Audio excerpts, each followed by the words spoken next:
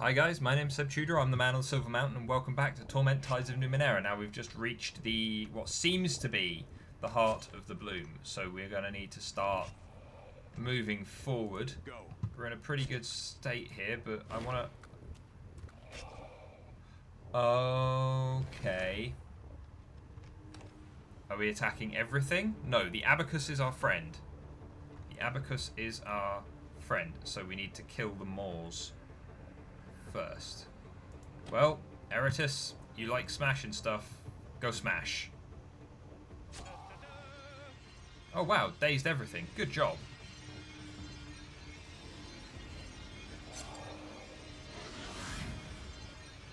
Oh, the abacus is...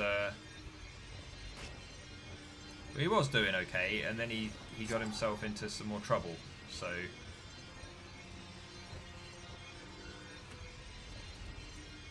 Okay, so I want to use...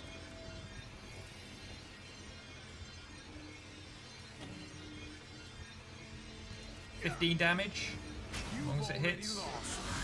There we go. Oh! Didn't do any damage, but pushed everyone away. That's fine. Well, I'm going to come too far away. I want to come just here so I can see round this corner to attack. Calestige. In an instant. Get in there. And... there you go. Oh. I must find a way to shake this off. Oh. Yeah, just bum rush it. Just charge in and stab it with your trans-dimensional dagger there, but we're being teleported around, which is not so much fun. And the heart itself seems to be fighting back, so... Or is he moving us? Are we still... We are still in combat. Of course.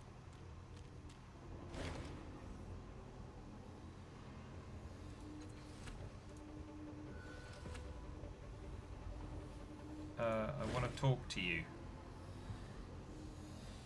You recognise this weird creature's angular being. Based on what you've heard, abacus is a trans-dimensional entity, so it's probably trying to devour the rifts. Okay, no, that's fine. We'll leave you to. Of course.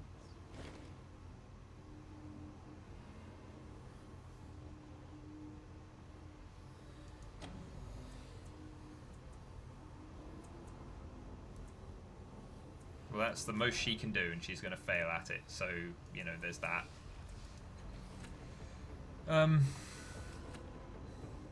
Right, Matkina. Let's just go in a straight line, shall we? Let's just try and head straight up the middle. Cut the sacks with a trans-dimensional scalpel.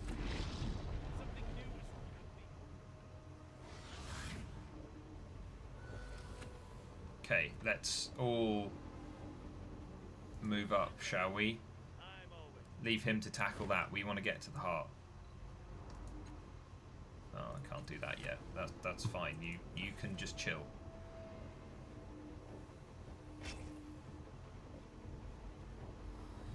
I wonder if the abacus would even be here if we hadn't freed it whilst getting hold of the trans-dimensional dagger. So we're going to step inside and then... Nope. No. I want to take that, use that, and then have at him. You've already lost. Oh, you arse. Improbable, but sadly effective. Well, you can just, like, do your thing, Calestige. Just... Watch and learn. If we're going to get teleported around, that's going to be annoying, but you can do it. Right. You need to get in there and slice this open.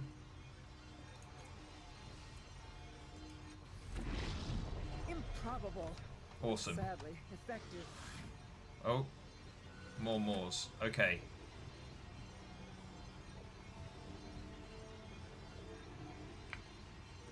get you in here. Let's get right up next to this thing. What can we do? Prise the muscles apart, relax the muscles, smash them. Can't do any of it because we're out of actions. Okay. Just finish it. No, don't run off. Alright, do you know what? Keep it in there. That's fine. You keep that in there. I need to shake this.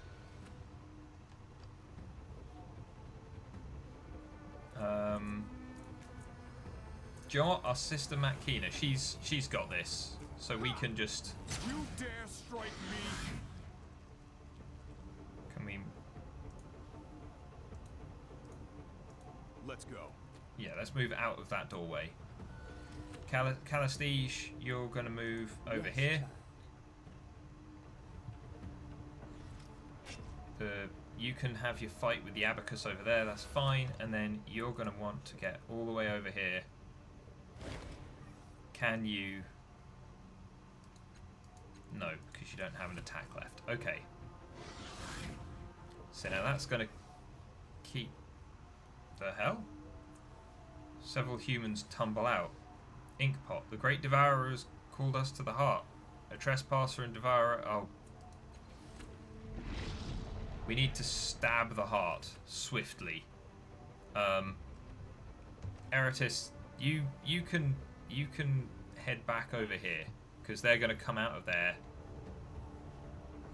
in a second. So we need to form ranks in here. So we've got a little bit of a bottleneck because he's you know, he's holding his own, which is fine. Right, Cast-Off's turn. Go. Just get over here for the moment. Right, Calastige. Do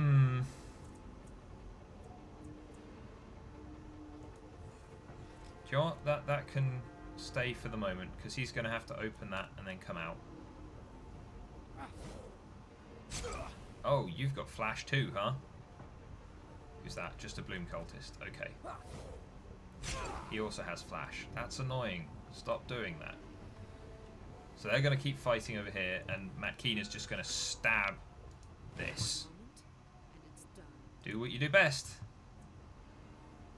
You slide the scalpel across the muscles of the that protect the heart, and they separate and fall away. Noxious fluid. Do I need to do it more? No, we can leave. We can. Okay, so we need the rest of the party to kind of get over there. Fine. So he can hold there, right? Eratis.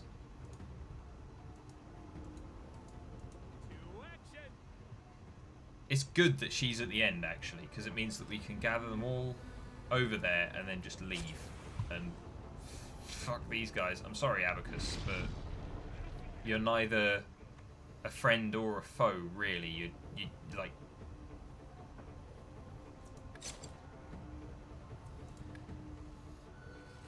Okay, so you're. I don't know if this will. Why can't I? Go. Maybe we all need to be in this section. Maybe that would be close enough. I don't know. In this world, then. Right, so now he's gonna flash us again. Ow! Don't be killing off. Don't be killing off Calastige. Shut up, Eratis. Can we? Yes, we can leave. There we go. That was alright. It was a bit of a dash through by comparison, but that's fine. Ooh, there's another Abacus. Right, first off though, we leveled up, so what can we get? I think I want to increase our intellect edge because we're using that a lot. You know, it's where most of our powers come from. It's what we're using to control the maw, or Moors and things like that. You know, it's all intellect focused, so, you know, let's go with that for now. Right. Let's go. What else is there? Ahead of you, a mass of bloom tongues, bigger than any you have encountered thus far. They wave gently, as if beckoning you forward. Your companions hesitate. Okay. Any insight, Calestige? Usually the one for experimentation, but this, there is no telling what it will demand of you, child. Look at me and tell me if you want this fate. Yours could well be worse. You know what you're willing to sacrifice. That is my advice. How many of my sisters would I give for myself? I dare not even think that way. Any advice, Matkina? This thing has destroyed the lives of more people than you have ever met. It's a predator. Whatever you do, stay in control, resist it, show it you are strong, otherwise it will swallow you whole. What are you thinking, Eratus? Thinking? Nothing, but this is the greatest adventurer hero has ever advented, isn't it? Well...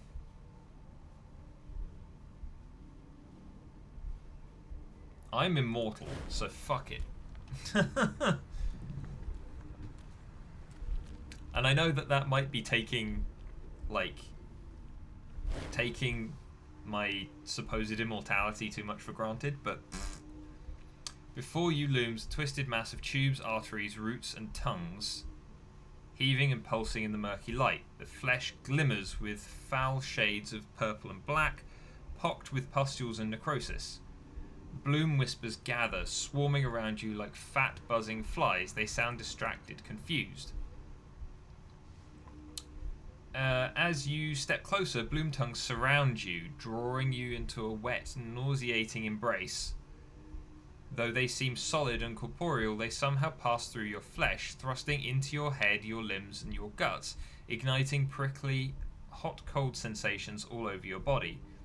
The multitude of bloom voices chitter and babble, clearly alarmed by your intrusion, but unable to muster any attack upon your mind. For the moment, feeding of the abacus has made them tired and weak. Oh, so because we got through the last room, the abacus came with us. And so he's helping us distract it. That's awesome. Looking for a man called Ishan. Where is he? The bloom doesn't seem to understand, or if it does, it ignores your words. A few random disconnected images flash through your mind, seemingly spawned by the chittering voices, but none of them contain a human scholar.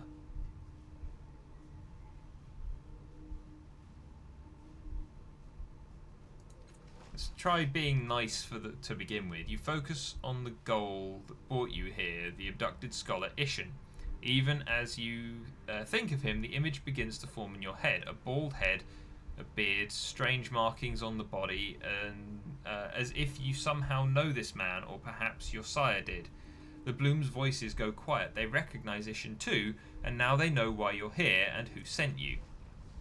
The whispers turn into a cacophony of buzzes and shrieks, and they flood into your mind, scattering your thoughts, burrowing deep into your hidden memories. Moments from the changing god's past flash across your mind's eye, too quick to comprehend. Finally, a memory surfaces.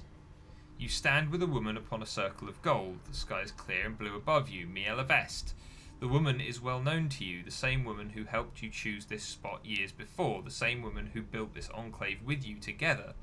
Her face has changed, ravaged by time. The flesh is rotted away, exposing the glistening muscles beneath. Not even your handiwork is proof against time. No, Maralel, you say. I have no way of fixing you, but you need not live in shame. You present her with a mask, its expression enigmatic, decorated with intricate patterns of gold. A pretty thing, she says, unable to hide the bitterness in her voice. I can just as well wrap my face in bandages or cover my head with a sack. Put it on. Your voice insists. There is something more to the mask. She hears it in your voice, and she raises your gift to her face. As she does, the memory ends, cuts off abruptly. by a chorus of shrieks from the bloom. They chitter at you, their purpose as enigmatic as Marilel's mask. Why did you want that memory?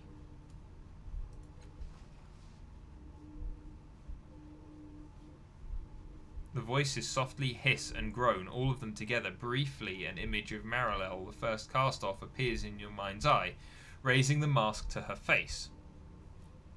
Though, show me the rest of the memory? The bloom voices chitter and click, sounding close, gathering around you like a pack of beasts. You sense hunger from them. If you want to see the rest of the memory, you'll have to feel them from other memories, recollections that bear something in common with the one you just witnessed. Let them take more memories. Hissing and babbling, the voices pour into your head, tearing through your mind. Scenes play out before your eyes. Your sire meeting Marilel for the first time since he cast off her body. Your sire and Marilel as they recline upon the grasses of Miela Vest, talking and debating into the night. Your sire facing Marilel across the field of the endless battle, screaming at his soldiers to catch her and kill her.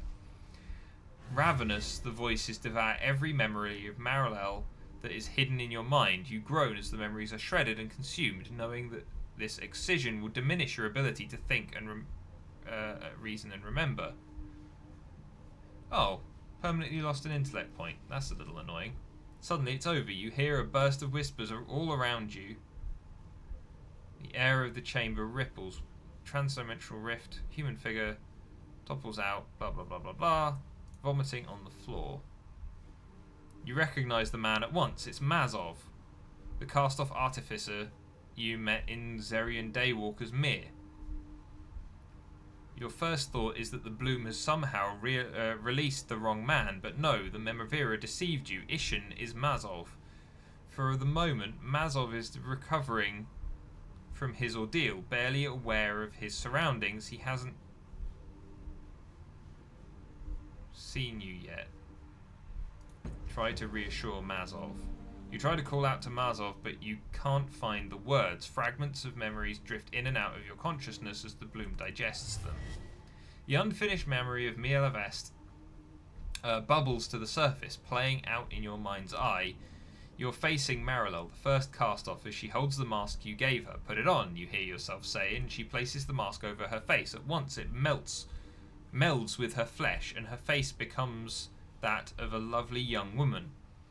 Her eyes widen, knowing that something has changed, and you hold up a looking glass for her to see. She laughs aloud, a sound you haven't heard from her in years. You can change your face at will, you say to her. Try it. Marilel nods, watching the looking glass carefully as her face morphs into that of an old woman, then a homely beggar lady, then a Vargellan, and a dozen more. The last face you see is dark-haired, regal in bearing. It's the face of the Memavira. Accompanied by a distinct sense of hunger from the bloom, the memory fades.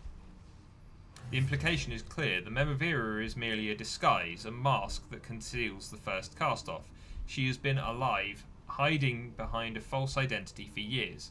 Even as you contemplate this revelation, the bloom tongues slide painlessly out of your body, setting you free.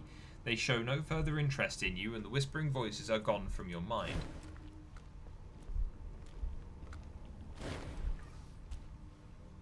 Mazov the Lost. Mazov rises, clutching himself, and he abruptly vomits a clot of black fluid onto the glistening flesh beneath his feet. Small red wounds mar his flesh between the wires crisscrossing his skin. Gods, he growls. Gods! He looks up at you, his mechanical eye sockets spin wheels within wheels, focusing on your face. You're the cast-off that was riding Zerion Daywalker. What the hell are you doing down here? How do you recognize me? Muscle movements, small variations on expression, as good as a signature for those who know what to look for. You didn't answer me. What are you doing down here? I thought I was rescuing someone named Ishin, but here you are instead. Yeah, that's me. It's a nickname, short for Ishenizar, because I look like one, whatever that is. but no one calls me that except he pauses and smirks. The first sent you, didn't she? Not surprised. She won't be getting the resonance chamber working on her own. It's all too easy to destroy the damn thing if you don't know what you're doing. Something about the words said in his voice stir a memory in you. Resonance chamber, the resonance chamber. The sensation builds. Gods, the bloom is a terrible post. Stuck its damn tongues into my guts and to force feed me, filling my lungs with bile. Not sure what you did to get me out, but thank you.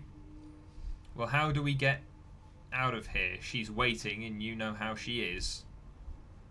Hold on, how did you end up a prisoner here in the first place? The bloom took me, not a surprise. It's not happy with the first, but you probably already know that. So it took me because it knows I'm important to her. Anyway, I should get back to the first. She's going to be, well, you know. I don't know, actually. I thought I was working for the Numenera until just a few minutes ago. Skist. Look, don't tell her I said anything. I don't need anyone shouting at me right now, let alone her. This is the worst headache I've ever had. But a headache is uncoiling through your head now as well. Alarm spreads over Mazov's face and he reaches out to catch you as you topple forward. You're underwater. The fading pulse of a sonar alarm ripples through the water, then is gone. An invisible pressure clutches your body, squeezing your head. A gibber with a cast-off's tattoo rises from the dark to confront you. I should have known. You need something of yours to finish your resonance chamber, don't you, Father? He regards you with scorn. You haven't learned anything. You would sacrifice all of us for a chance at survival, you and the first. Pride blinds you both. You're wrong, Tom. You snarl, yet his words frighten you. Is he saying Marilel's alive? With her own plan to stop the sorrow? She must be stopped. Any plan of hers would be dangerous. I've built the resonance chamber to save us all, you say. It has the power to weaken the sorrow. I can kill the creature. A half-truth. The chamber certainly has the power, but who knows if it would be enough to kill. Will you apologize to me then, selfish child? Will you beg for my forgiveness? You lie. You always have, Tom says calmly. Although your motives differ, Marilel's plan and yours will result in the same end, the destruction of every last cast-off. I will not allow this to happen. He makes a complicated gesture with his fingers, and the pressure on your head increases. Tom's voice grows muffled and fades as your mind, your sire's consciousness, flees the imprisoned body, abandoning it to the gibber in favour of a new host. You return to consciousness, the headache fading, your mouth tastes of seawater or blood. Light and heat bathes the side of your face as the bloom opens a trans-dimensional portal. You can't be sure where it leads, but it's certainly your only way out. Someone, Mazov, is bracing you, holding you up. You alright? Mazov, what is the first's plan? To sever the... You know, maybe you should ask her. I don't know enough about what's going on here. Just know that it'll free us from the sorrow without sucking us all into someone else's mind. That should be enough. She can't do it without me, though. I best be getting back. Oh, a frictionless Merecaster. Well, we'll be taking that. We've got all of these Merecasters that we need to go in and mess with. Oh, apparently Matt Keener leveled up. So we'll quickly let's increase her speed edge. Yeah. Okay, right, well, only one thing left to do. Bets are this will drop us back, yeah, straight to the Numenera's kind of fortress, or right back to the beginning of the bloom.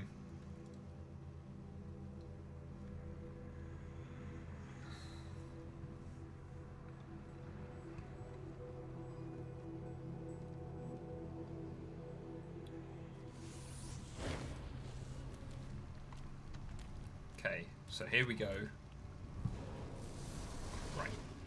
So that's gone. A decanted. Decanted are like humans that, or humans or semi-humans or something like that, who have cut their heads off and put them into these kind of very well-made robotic bodies and stuff. They're kind of weird and creepy, but they're also kind of cool. But I didn't see you here before, so I want to talk to you. Decanted. What seizes your eye first about this humanoid automaton is not the cunning construction of its slender limbs or the gleaming white armor that covers its chassis.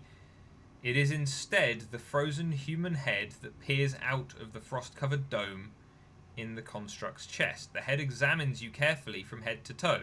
You feel the subtle warmth as scanners inside the machine assess you. The voice that squawks through a grill mounted atop the construct's head is flat and expressionless. Greetings, we are called the Decanted. We are here representing buyers from our society. Our clients greatly value beauty and physical fitness. A distorted howl cuts its speech short. Apologies, maintenance for this vessel has not been optimal in recent times. Rectification to be undertaken soon. To summarize, we seek beautiful creatures to honor them. Okay. For instance, if you look into the slave pit nearby, you see one specimen that stands out from the rest. I guess the one with blonde hair there that's actually facing in our direction. The young man, there, it points. Do you see the interplay of muscles in its body? It is strong, but not overbuilt. The biceps are pleasantly rounded, as are the pectorals. The body has little fat and appears to be in good condition. This is popular among our clients. These are some examples of traits we seek. Remember that. Apologies. It makes a small adjustment. We are here that we might take these subjects to the Optero suite. We offer a life of luxury, privilege, and pleasure for everybody accepts. Everybody that accepts. We offer great rewards. We require 3 individuals with aesthetically pleasing bodies. Perhaps we can be of mutual assistance. Slave, isn't he? Why don't you buy him? The auctioneer refuses our coin. He will not sell to us. Are any of my companions suitable? None of them meet the standards of our society, though no doubt proficient in their own ways. Tell me about yourself. We do not have a personal appellation you would understand. Your people commonly refer to ours as decanted. We achieve long life through these forms you see, our heads separated and preserved. We need to retain our original forms to preserve the knowledge we carry. We can shed these bodies but live on. This one has lived hundreds of years, though its original body is long since dust. That sounds oddly familiar. I have to say that I prefer our science method, though both should be swallowed by the bloom, in my opinion. Face too thin, eyes darkened artificially? No matter. Not within aesthetic standards. Skin mutable, unacceptable. We admire beauty in all its forms and seek to preserve it. We do this as a service to ourselves and as our duty to the world, so that future generations can learn to appreciate beauty as we do. Okay, thanks, bye. Is that... Was this here before? Yes. Metal pylon so polished it might be crystal has been thrust into the bloom. Flesh at the junction of 2 armoured neural axons. Whether the bulbous protrusion around it is an effect... It's an effect of this invasion, or whether it is the reason for the insertion in the first place is possible to judge. Like so much of the bloom, it oozes both mystery and mucus. I think this is part of a dimensional anchor, Calistige says. As much to herself as... or herselves as to you. But if it is, whoever was building it didn't get very far. Examine the pylon. As best as you can tell, Callistege was right. The pylon represents the foundation of a dimensional anchor, but just the foundation. To be sure, it is in some ways the most difficult part of construction, but it is worthless without a variety of additional, properly attuned Numenera. To finish the project would be a considerable undertaking, far more than you could hope to attempt. You notice that there's a deep sulcus in the bloom flesh where it meets the pylon. The talc filling the crevice makes it impossible to tell what, if anything, is inside. Study it first. Judging from the ancillary organs that protrude from the nodule, it seems to be the organic equivalent of a regional control centre. Not a true brain, but something more than a mere cluster of nerves.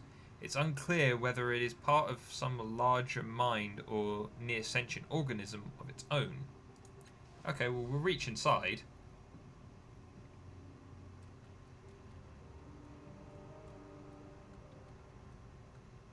So there's a hard edge. Okay, well, we've got points to kind of spare, so we'll grab it. What's this? Sunspot icon. Should we reach in again?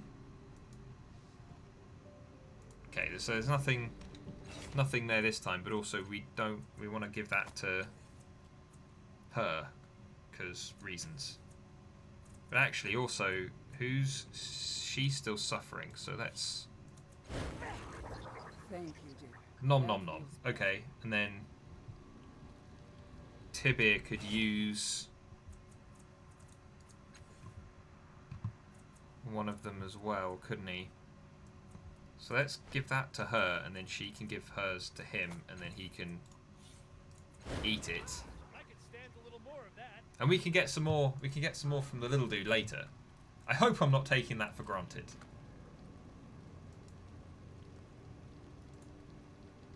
Can we not just go in? Ruska, let me in. Ishin should have found his way back. Is he safe? So his story was true. I admit, I didn't expect to see either of you alive again. Yes, he's safe, and the Memavira is expecting you.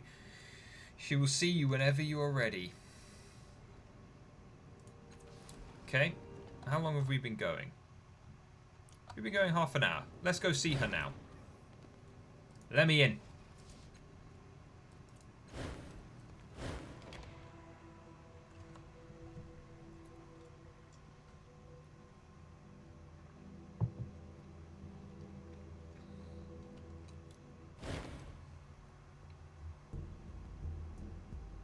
So, the hero returns. Yep. All the guards have disappeared.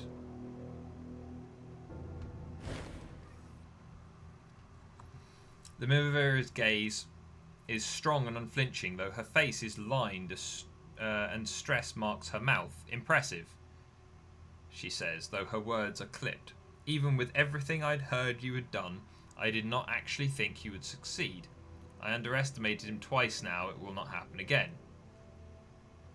I did everything I could to honor our deal. You are as helpful as I had heard. You should be careful. Not everyone you meet is worth helping. Now, for the information I promised you. Could he actually be on my side? No, I mustn't assume anything.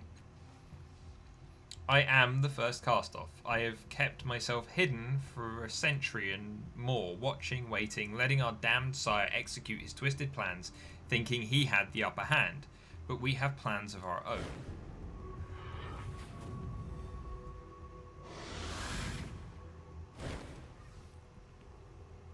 Cool.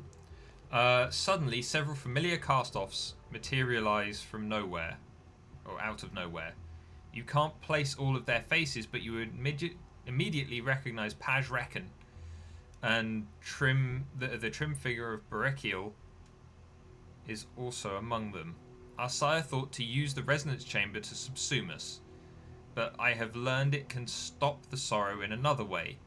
It is the door to our freedom, and you have returned to me my key. And then the Memavira, the first, makes a sweeping gesture toward Mazov behind her.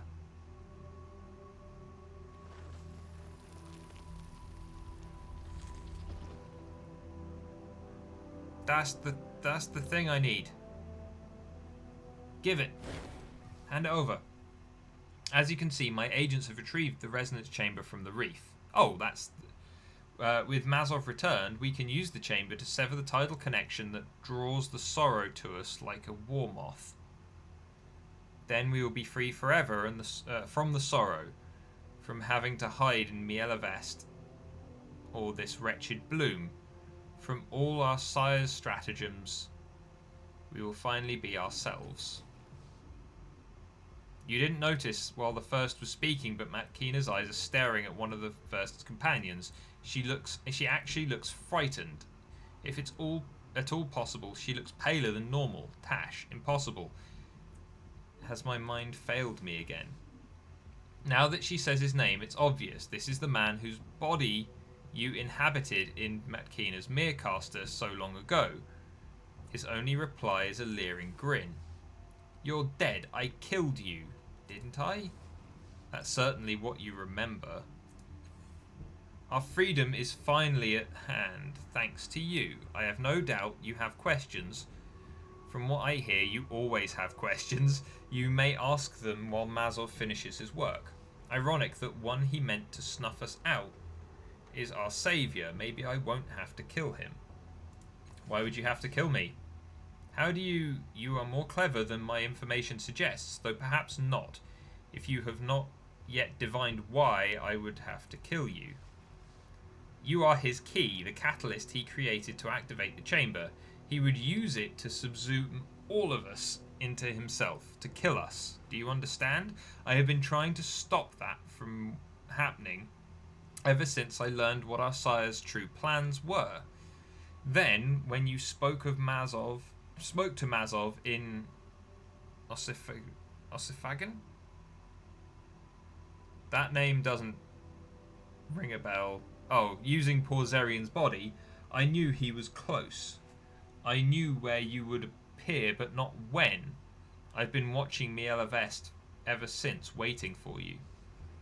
When you escaped the sanctuary, I panicked, years of planning undone, but then you came here to me. The trip to the heart was a fool's errand, you know. Whether you succeeded or not, I would have what I need. Either you'd be dead and our sire's plans would with you, or else I'd have Mazov back to enact my own plans, and our sire's plans would no longer matter. Okay, so we need to talk about the chamber. Of course we do. Very well. What do you want to know? What can't your curiosity live without?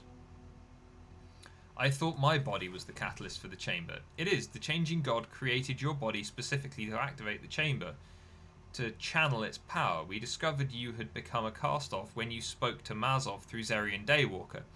Your body was designed to control the tidal connection between us. But of course, our sire doesn't want to sever that connection. He wants to use it to draw all cast-offs back into himself, snuffing us out. I won't let that happen, so Mazov has reconfigured the chamber to work with any cast-off. Can my body still activate the chamber then? Of course it can. Mazov has repaired the machine, not broken it further. But rest assured, if you go anywhere near that machine, I will kill you myself. Okay. I've learned that in activating the chamber it can be used to weaken the sorrow. Is that true? Perhaps, but what would that accomplish? The sorrow has been weakened many times, yet it does not die. It will not risk our lives. I will not risk our lives like that. Severing the tidal connections between us is our only hope of stopping the sorrow and surviving. Your plan will kill cast-offs, not free them. We need the connection in order to live.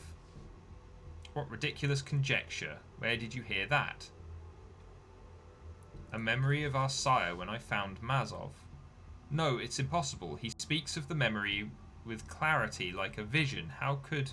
No, he must be lying. The sorrow tracks us with the tides. In severing the tidal connection between us, the labyrinth, our sire called it, we will no longer be connected to the tides. We will no longer abuse them, and the sorrow will stop its hunt. We will be free. Is there any other way to stop the sorrow? There is one other way, our sire's way. Suck every living cast-off back into a single body. But what good is that? No, the only way to stop the sorrow is to remove what it seeks. It hunts us because our bodies abuse the tides. It's in severing the connection that abuse will end.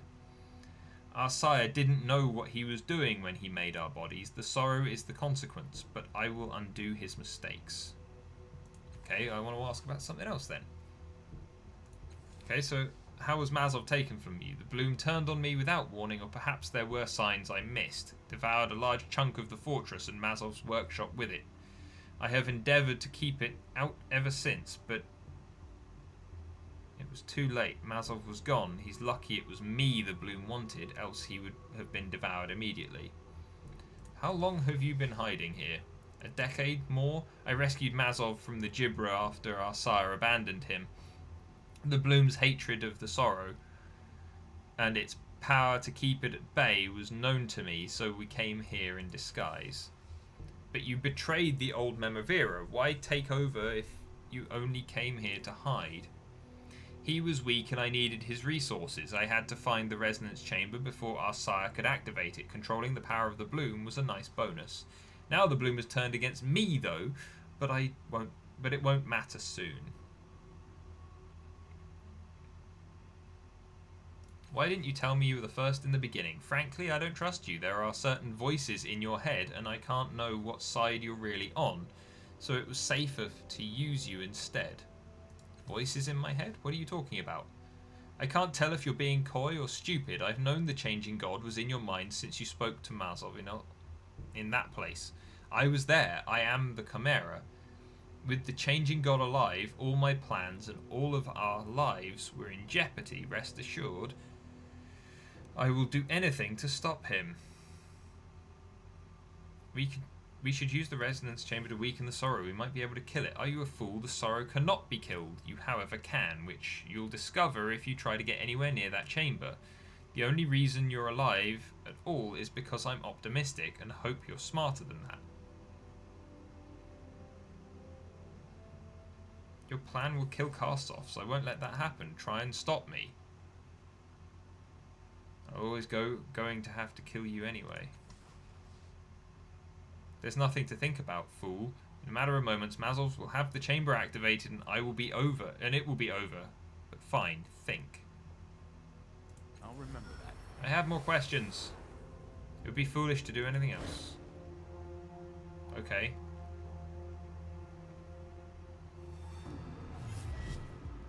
So let's see how badly this goes, shall we?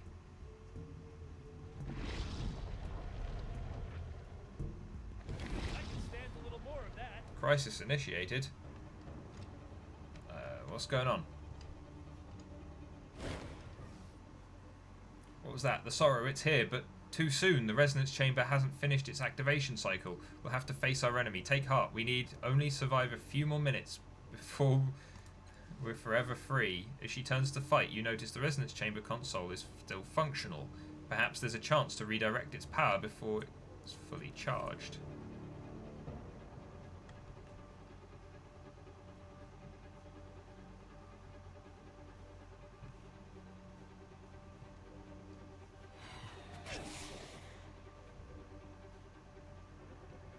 Good hit.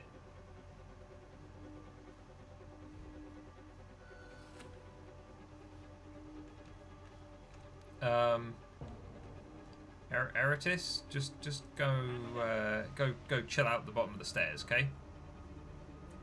End your turn there. Brachial. What did you take? Oh, because you walked into the...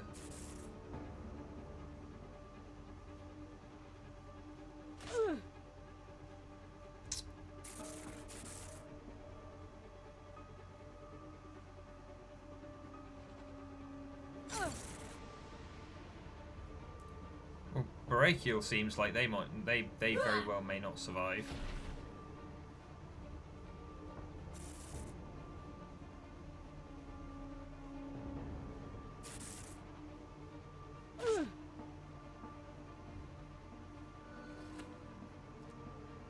Can I...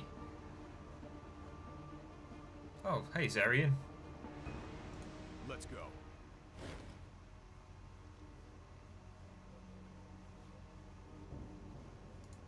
redirect the energies to me. So does this mean that we're now... Damn it. Now I've got more people to fight, but I can't level up yet, can I? No, because we're fighting. Okay, so we've got more fights to go. Take out Paj, because why not? Come, taste your death. Unfortunately, Zerion is stood right next to me, so there's that. So he's going to come and try attack me, but fail. Makina, I know these people have annoyed you in the past, so please feel free to stab them up.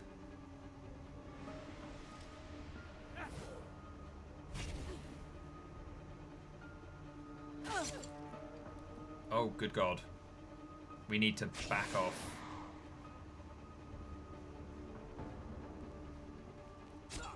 Okay, we need to get up to the top there. We need Eratus to run the hell away. No, Eratus. Do you know what? You lay the smack down on this guy for a second. My attack didn't feel strong at all. Not at all. Brachial is kind of these guys are just doomed, just because of the Sorrow Fire. Like they may very well like. Oh, okay. So you're just going to completely ignore me. That's fine. We'll just run up to the top and get out of the way.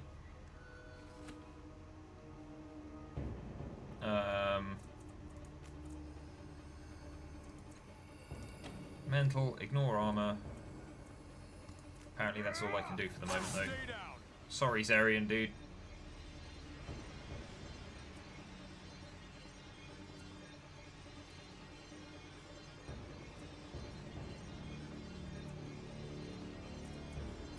Okay.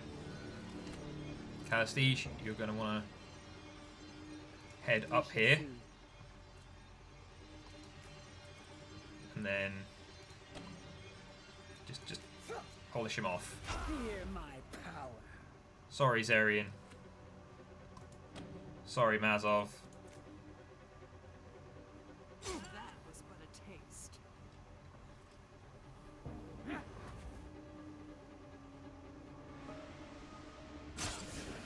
Oh, okay. So you're going to help them out now, huh?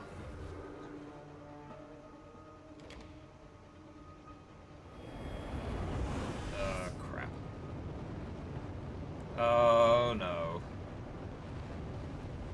So again, though, this is all happening in the middle of the bloom. I thought the bloom was supposed to kind of keep the sorrow at bay.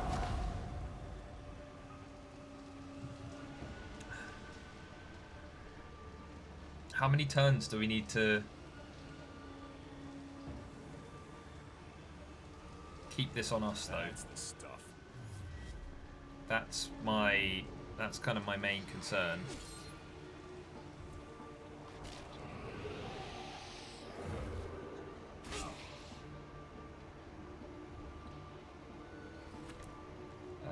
Eratus, get up there.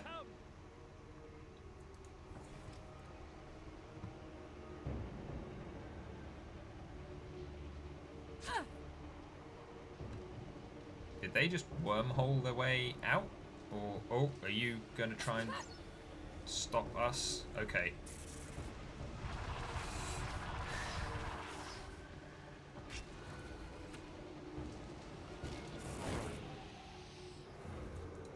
Okay, so that's fine. We'll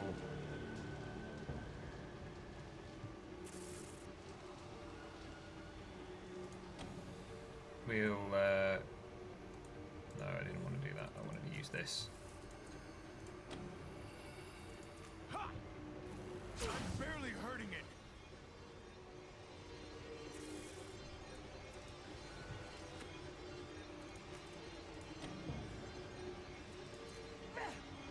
Watch and learn.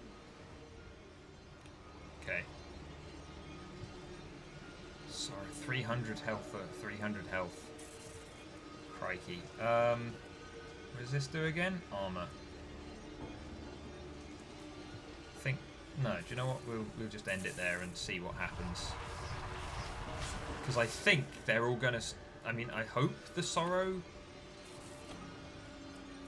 like, makes a beeline straight for Barely scratched this thing. the first. Rather than for us. I hope. Yes. Go for the first.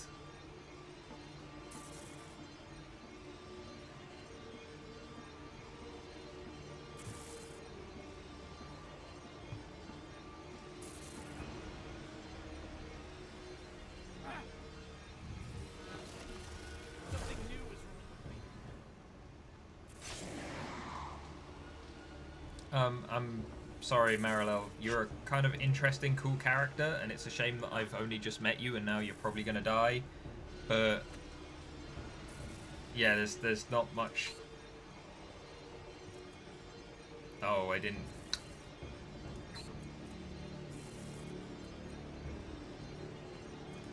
Okay, I didn't have the because he needed to stand. Like that was it.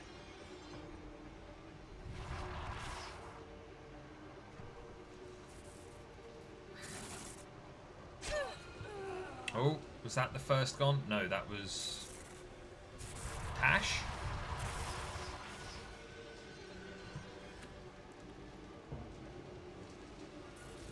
I'm sorry. No, wait. I didn't want to do that. I wanted to do this. Sorry, Mazov. Stay down. I wouldn't say that I'm on the changing god's side, but what I would say is that I don't really feel that the Carstovs know what his plan was, what the machine did, and so on and so forth, well enough to then start trying to screw around with it, you know? And this might be a horrible mistake. But at the same time... One moment, and it's done. Nope, stop it. Yes! The Sorrow has built up an alarming amount of power. It turns its attention to the resonance chamber. Suddenly the chamber explodes in shafts of light, touching everyone and everything in the fortress. It has activated at last, but it doesn't feel like you expected. Intense pain explodes in your skull and a wrenching tugging in your gut. The chamber is pulling you inside it, forcibly ripping your mind and your body, mind from your body, and if the screams are any indication, you aren't the only one.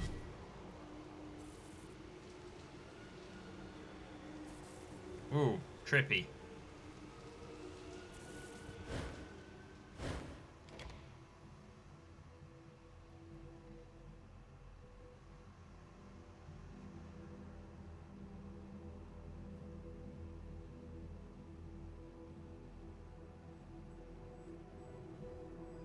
Well, that was interesting. I'm ready to learn something new. Ghostly woman. Familiar figure of a ghostly woman looks around her, seemingly even more confused than when you first encountered her here in your mind. Her eyebrows rise high in your sudden realization. It has begun. I thought you were a memory or a copy. Why are you here? I think I am more than that. I don't know what fully, but memories are beginning to surface far more than before. I'm not sure all of them are mine, though. Which memories are mine? I can't even tell that much. You're a cast-off, a spark of life. Just got an achievement, cast-off's fate. A spark of life left over when your body was otherwise abandoned. She looks up and around her as though able to see something you cannot in the black expanse. They're all here. The spark, the consciousness of every living cast-off is here now in the labyrinth. They were drawn here by the resonance chamber. I thought the chamber was supposed to stop the sorrow. The chamber was just a lever. The sorrow can still be stopped, but not by flipping some switch in the real world. Your fate and that of your siblings will be decided here in the labyrinth that connects you all. That has always connected you. There is a place called the Resonance, a door in the deepest fathoms. The resonance lies through there. You must find it. Your body is the key. Open it, enter it, and then you can stop the sorrow and be free. Updated my journal. Suddenly, the ground and even the sky shake violently. You clutch your head in pain as though someone has pounded on the inside of your skull. Gradually, the pain subsides, the air stills and quiets, but the ghostly woman's eyes are wide, her mouth agape. He's already there. The changing god has broken through to the doorstep of the resonance. He'll have to force the door open, though. You have time to reach him, to stop him. She looks gravely into your eyes, but not much time. How do you know all this? I'm still asking myself that. When you and your siblings were drawn into this place, pieces of their memories filled gaps in mine. I know what happened to bring you here. I understand what is happening now, and I know where the changing god is, and what he plans to do. And yet there is still so much I don't know. I don't know. Who am I? Why do I know all of this, and you don't? I feel like I know the labyrinth. Why does it... She bites her lip, unable to voice any more questions. Why does it feel like this labyrinth was created for me? Does this mean that activating the chamber did nothing at all? Not nothing. You activated the chamber and so have a greater power here than others. More clarity and control. Okay, so if they were all brought here, then where are they? They are lost. The chamber drew in their minds and then trapped them, each one within an illusion made from their fears and regrets. I can feel them now, their pain, their torment. They don't realise where they are, and they cannot escape, not on their own. If everyone is trapped in illusion here, why aren't I? Because you are the last cast-off. Every cast-off who has met you tells me the same things. You are the latest version. Your body was designed for this. Did you never wonder why you could remember and control the labyrinth when no other cast-off could before? Why has everything changed? All the doors and portals are different from before. The labyrinth is a dreamscape shared by the changing god and all his cast-offs. Its shape is defined by your minds, all of your minds. I think the sudden influx of hundreds of cast-offs, each with their own lives and memories, has made the labyrinth unpredictable, causing even more change as they move through it.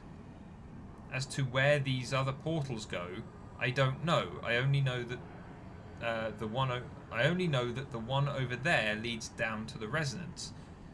That is the way you must ultimately go if you are to stop the changing god. Tell me how to stop him again? You will find him in the lowest depths of the labyrinth, on the doorstep of the resonance. He is forcing his way in even now. If you don't hurry, he will succeed. Okay. Wait, there is one more thing. The labyrinth has become a volatile thing. Everything is changing. Even now, I can feel the portal that leads to the resonance trying to close. Make sure you have everything you need before you descend, for once you start, you may not be able to return here at all. Okay, then. Well, we've got the different depths. Lady... Oh, we've got Artaglio now as well. Like, I want to kind of go and explore everywhere else before we go down there. So, you know, we'll talk to these other people and stuff first. But, yeah, but for now, we're going to save. And then I'm going to call it there, guys. Thank you very much for watching, and I'll see you in the video tomorrow. Take care. Thank you very much for watching, guys. If you enjoyed this video, then please drop us a like, share this video, and subscribe for more. And I'll see you in the video tomorrow. Take care.